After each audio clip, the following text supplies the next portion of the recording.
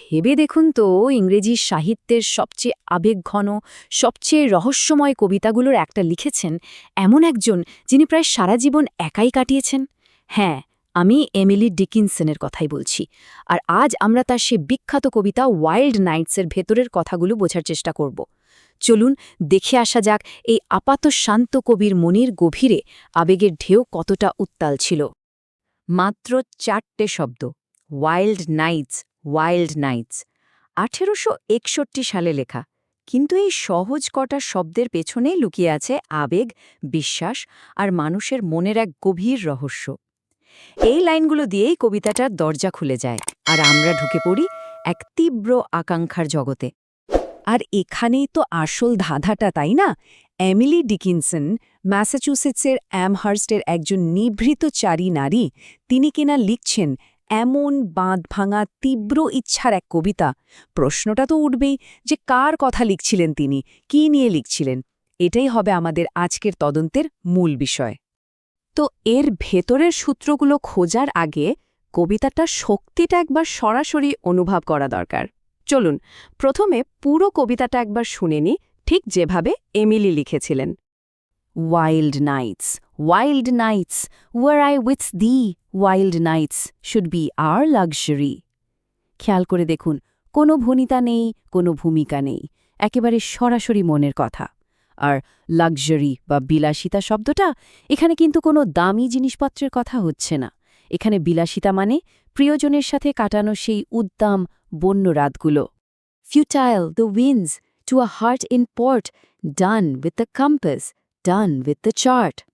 মানে ভাবুন একবার, যখন কারোর হৃদয় বন্দরে নোঙর ফেলে, মানে ভালোবাসার নিরাপদ আশ্রয়ে পৌঁছে যায়, তখন বাইরের ঝড় বাতাস তো তুচ্ছ মনে হবেই, তাই না? তখন আর পথ খোঁজার জন্য কম্পাস বা চার্টের দরকারটা কি? কবি বোঝাতে চাইছেন তিনি তার গন্তব্য খুঁজে পেয়েছেন। Rowing in Eden, the sea, might I but মর টুনাইট ইন দি। এই শেষ স্তবকে এসে দেখুন, স্বর্গ আর সমুদ্র যেন এক হয়ে গেছে। ইডেনের বাগানে নৌকো বাওয়া, কি অসাধারণ একটা ছবি। আর তারপরে সেই আকুতি, might I but more tonight in the, যেন সমস্ত আকাঙ্ক্ষা ওই শেষ লাইনেই এসে জমাট বেঁধেছে। কবিতাটা তো শুনলাম, এবার চলুন এর গভীরে ঢোকা যাক, কারণ এই কবিতার আসল রহস্যটা লুকিয়ে আছে এর সামুদ্রিক রূপকগুলোর মধ্যে। এই মেটাফরগুলো একবার ধরতে পারলেই দেখবেন পুরো কবিতার মানেটা কেমন পরিষ্কার হয়ে যাচ্ছে। ব্যাপারটা আসলেই দারুণ, তাই না? ডিকিনসন কিভাবে সমুদ্রযাত্রার শব্দ ব্যবহার করে মনের আবেগের একটা ম্যাপ তৈরি করেছেন। যেমন ধরুন হার্ট ইন পোর্ট, এটা হলো ভালোবাসার নিরাপদ আশ্রয়। কম্পাস আর চার্ট ফেলে দেওয়া হয়েছে, কারণ খোঁজা শেষ গন্তব্য মিলে গেছে। আর সমুদ্র, ওটা তো তীব্র আবেগ আর ইচ্ছারই প্রতীক। সবশেষে মোড় বা নোঙর ফেলার ইচ্ছাটা, ওটা শারীরিক বা আত্মিক যে কোনো ধরনের মিলনের জন্যই একটা আকুতি। তো সব রূপক তো বোঝা গেল, কিন্তু আসল প্রশ্নটা তো এখনও বাকি। এই যে এত তীব্র আবেগ, এত আকাঙ্ক্ষা, এটা কার জন্য? কোনো রক্তমাংসের মানুষের জন্য, নাকি এটা ঈশ্বরের প্রতি এক গভীর আধ্যাত্মিক ভালোবাসার প্রকাশ? চলুন এই দুটো সম্ভাবনাকেই আমরা একটু খতিয়ে দেখি। দেখুন, একই শব্দ, একই লাইন, অথচ দুটো সম্পূর্ণ আলাদা অর্থ হতে পারে। যদি এটাকে দৈহিক প্রেম হিসেবে দেখি, তাহলে লাক্সারি মানে শারীরিক আনন্দ, আর মোর ইন দি মানে শারীরিক মিলন। আবার যদি আধ্যাত্মিক দিক থেকে ভাবি, তাহলে ওই একই লাক্সারি হয়ে যাচ্ছে আত্মিক শান্তি, আর মোর ইন দি হয়ে যাচ্ছে ঈশ্বরের সাথে একাত্ম হওয়া। এই যে দুটো অর্থই একসাথে সত্যি হতে পারে, এটাই কিন্তু কবিতাটার আসল জাদু। আমাদের কিন্তু সময়টা ভুললে চলবে না। এটা লেখা হচ্ছে 1860-এর দশকে, ভিক্টোরিয়ান যুগ, যখন সবকিছুতেই ছিল কঠোর নিয়মকানুন আর সংযম। সেই সময়ে বিশেষ করে একজন ধার্মিক পরিবারের মহিলার কাছ থেকে এমন একটা আবেগপ্রবণ দেয়ার্থ কবিতা আসাটা ছিল রীতিমতো একটা ধাক্কার মতো। অবাক হবার কিছু নেই যে প্রকাশকরা এটা ছাপাতেই ভয় পেয়েছিলেন। কবিতার অর্থ নিয়ে তো অনেক কথা হলো, এবার চলুন এর গঠনটা দেখি। কারণ ডিকিনসনের লেখার এই যে একটু অন্যরকম স্টাইল, এটা কিন্তু কোনো ভুল নয়, বরং এটা জ্যামনে করা হয়েছে কবিতার আবেগটাকে আরও শক্তিশালী করার জন্য। ডিকিনসনের কবিতার দিকে তাকালেই প্রথমেই যেটা চোখে পড়ে, তা হল এই ড্যাশের ব্যবহার। যেমন ধরুন ফিউটাইল দ্য উইন্ডস লাইনটা।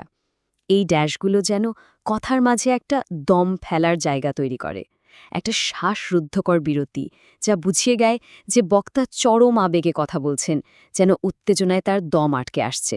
ছন্দের খেলাটাও কিন্তু দারুণ। প্রথম স্তবকে দেখুন, ছন্দের একটা সুন্দর মিল আছে। দি, বি, লাক্সারি, একটা আন্তর্জতা আছে। কিন্তু তারপর পরের স্তবকগুলোতে সে মিলটা কেমন যেন এলোমেলো হয়ে যায়, ভেঙে যায়। এই ছন্দ ভেঙে যাওয়াটা আসলে কিসের প্রতীক? ওই যে কবিতার নামের ওয়াইল্ড বা বন্য অনুভূতিটা, যা কোনো নিয়ম মানে না, কোনো বাঁধন মানে না, সেই অনুভূতিটাই কবি ছন্দের মাধ্যমে ফুটিয়ে তুলেছেন। শুধু ছন্দের মিল নয়, রিদমটাও লক্ষ্য করার মতো। শুরু হচ্ছে ওয়াইল্ড নাইটসের মতো দুটো জোরালো ধাক্কা দিয়ে। তারপর পুরো কবিতা জুড়ে রিদমটা কখনো বাড়ছে, কখনো কমছে। এই যে একটা ওঠানামা, এটা আসলে আমাদের ইচ্ছার, আমাদের আকাঙ্ক্ষারই প্রতিচ্ছবি, যা কখনোই স্থির থাকে না। তো এত সব বিশ্লেষণের পর আমরা কোথায় এসে দাঁড়ালাম? এই কবিতার রহস্যের আসল সমাধানটা কী? সত্যি বলতে হয়তো এই রহস্যটা সমাধান করার জন্যই তৈরি হয়নি। চলুন, শেষ কথাটা কি হতে পারে সেটা একবার ভাবা যাক। আমার মনে হয় এই কবিতার আসল শক্তিটাই হল এর কোনো একদিকে ঝুঁকে না পড়াটা। এটা শুধু শারীরিক প্রেম বা শুধু আধ্যাত্মিক প্রেম নিয়ে নয়, এটা আসলে সেই তীব্র, অপ্রতিরোধ্য আকাঙ্ক্ষার অনুভূতিটাকেই ধরে রাখে, সেই অনুভূতিটা যা আমাদের সবার জীবনে কোনো না কোনো সময়ে আসে, তা যে রূপেই আসুক না কেন। আসলে কবিতাটা আমাদের এটাই দেখায় যে আকাঙ্ক্ষা জিনিসটা কতটা জটিল, কতটা অদ্ভুত। এটা একই সাথে বন্য আবার শান্তিদায়ক। একদিকে যেমন বিপজ্জনক, অন্যদিকে তেমনই নিরাপদ। এই যে দুটো বিপরীত জিনিস একসাথে থাকা, এই প্যারাডক্সটাই কবিতাটাকে এত শক্তিশালী করে তুলেছে। শেষ পর্যন্ত কবিতাটা আমাদের ভাবনার জন্য একটা প্রশ্ন রেখে যায়। আমাদের জীবনে কি কখনো এমন কোনো অনুভূতি এসেছে যা একই সাথে ঝড়ের মতো উত্তাল, আবার নিরাপদ বন্দরের মতো শান্ত? ডিকিনসনের এই অমর কবিতাটা ১৫০ বছর পেরিয়েও আমাদের সেই চিরন্তন মানবিক অভিজ্ঞতার কথাই বারবার মনে করিয়ে দেয়।